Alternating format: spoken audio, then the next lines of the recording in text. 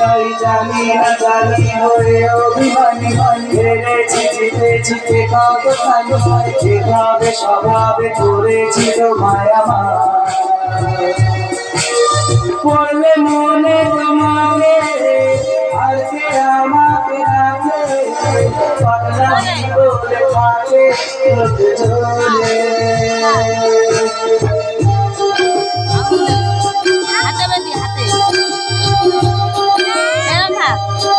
হাড়ি দিলে বাড়ি যাবে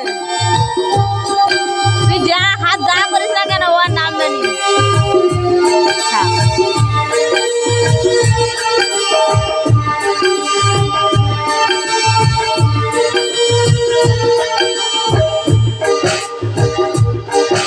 গিয়ে গিয়েও ছিঁড়ে আসি কেন বেরোতে চাই না এই মুখের নাম হবে নিজের নাম তুমি একবার দিলে দেখা গিয়ে গিয়েও ছিঁড়ে আসি কেন বেরোতে চাই না এই মুখের নাম হবে নিজের নাম তুমি একবার দিলে দেখা তাই তো আমার বুঝি অল্প আগে রোজি ইচ্ছে তোমার বুঝি যায়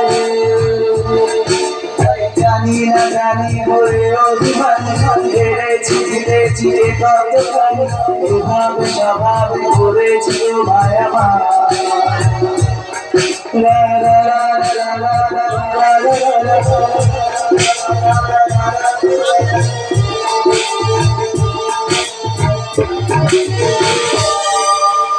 মল্লিকা মল্লিকা কোথায় গেল? এখানে তো ছিল, তাহলে কি আমি স্বপ্ন দেখছিলাম?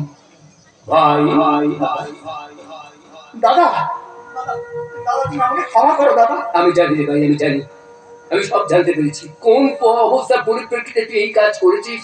আমি সব জানতে পেরেছি দাদা আমাকে তুই কথা দে আর কোনোদিন মদ খাবি না। কথা দিলাম দাদা, তবে আজ তোমায় আমাকে একটা কথা দিতে বুঝতে হবে। পেরেছি, এই আমি তোকে চুয়ে কথা দিলাম, আমিও আর কোনোদিন মদ খাবো না। দাদা এবার টুকছি তো শিবু, মা, মা গো তুমি ভাইকে ক্ষমা করে দাও মা। তুই যখন বলছিস তখন ক্ষমা না করে আমি থাকতে পারি?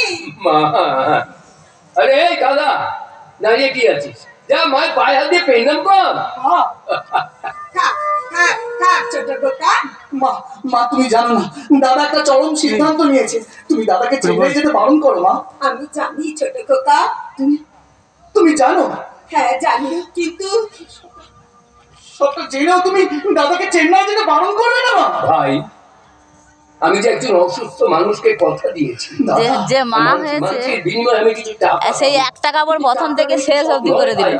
ওই অসুস্থ মানুষ পাল্টায়নি। পথে বসে আছে দাদা আবার নতুন করে বাঁচার স্বপ্ন দাদা দেখছে। ওই জন্য না তুমি তোমার নিজের শরীর থেকে পাল্টানো যায়, পাল্টায়নি আর।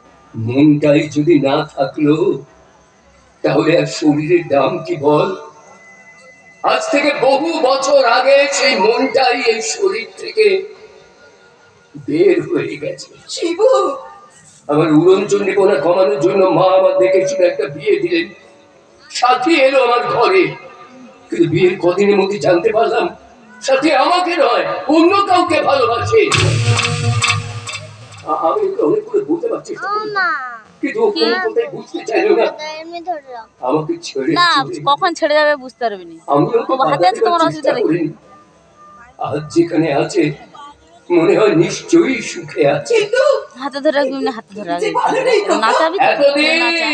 এতদিন আমি ভালো ছিলাম না মা, কিন্তু এইবার ভাইয়ের বিয়ে দিয়ে মল্লিকাকে ঘরে এনে আমি ভালো থাকবো মা। দাদা শিবু এই দেখো অনন্ত এসে গেছে। আরে এই বললো হ্যাঁ, আচ্ছা সুদ নেবার জন্য তো মাসে প্রথমেই বাড়িতে হাজির হতি, আর বোনের বিয়ের কথাটা বলতে এত দেরি করে এলি ভাই? তুই আমার কথা শোন। আমি তোমার কোনো কথা শুনবো না। তুমি আমার কাছ থেকে এতদিন সুদ নিয়েছো, এবার আমি তোমার কাছ থেকে আসলটা নিয়ে নেব।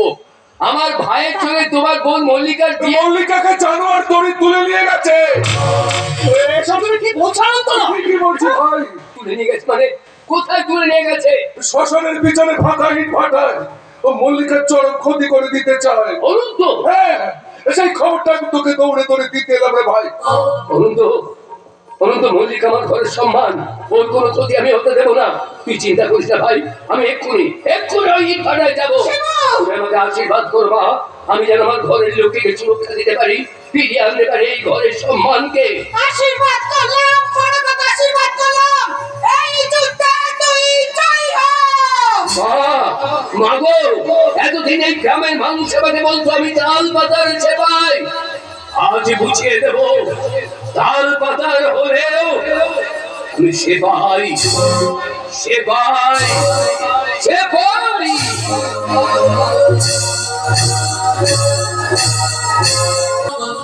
প্রতিটা মানুষই দোষে গুণে ভরা থাকে মল্লিকা। তোমার দাদার ভেতরেও দোষও আছে, আমার গুণও আছে, কিন্তু বিশ্বাস করো আমার ভেতর কোনো গুণ নেই, আছে শুধু দোষ। এটাই সব দোষ। আপনি কিন্তু কাজটা একদম ঠিক করছেন না, আপনি কিন্তু আগুন নিয়ে খেলছেন। খেলোয়াড় আমি বরাবরই ভালো মল্লিকা, আর খেলতে যখন নেমেছি তখন আগুন নিয়েই খেলবো।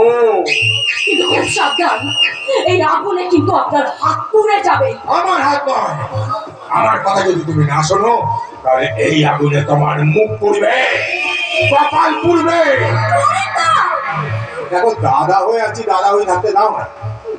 এই কাগজে যেখানে যেখানে বলেছি সেখানে সেখানে সইগুলো করো, করে আর বাড়ি চলে যাও, নাহলে আমি কিন্তু আর দাদা হয়ে থাকবো না।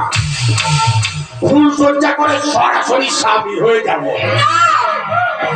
নয়, হ্যাঁ, আর দাদার কথা না শুনলে তো স্বামীর কথা তোমাকে শুনতেই হবে। স্ত্রী হয়ে স্বামীর কথা না শোনা বোতলটা কই মা? এই জলের বোতলটা কই? করব না, করব না। করতে তো তোমাকে হবেই, এলে হাইতে চল। কারণ তীরে এসে দড়িটা আমি কিছুতেই ডুবতে দেব না। আপনি কিন্তু খুব বড় ভুল করছেন। শিবুদা যদি জানতে পারে না, আপনাকে কিন্তু ছাড়বে না। তোমার শিবুদা, আপাতত তোমাকে আমি ছাড়ছি না। এই কাগজে সইগুলো করে দেবে কি না? উপরে উপরে কর। ঠিক আছে, তাহলে যেটা করার আমি। তুই একলা ধরে খা। আপনি এরকম ব্যাপার থেকে এগিয়ে এলেন কেন? আমি এইভাবে কেন তোমার দিকে এগিয়ে এলাম এটুকু না বোঝার কারণে তুমি নাও বললে না। কাজটা তো হাতেরই হবে সোনা, হয় তুমি তোমার এই হাতটাকে কাজে লাগিয়ে এই কাগজে সইগুলো করে দেবে, তাহলে আমি আমার হাতটাকে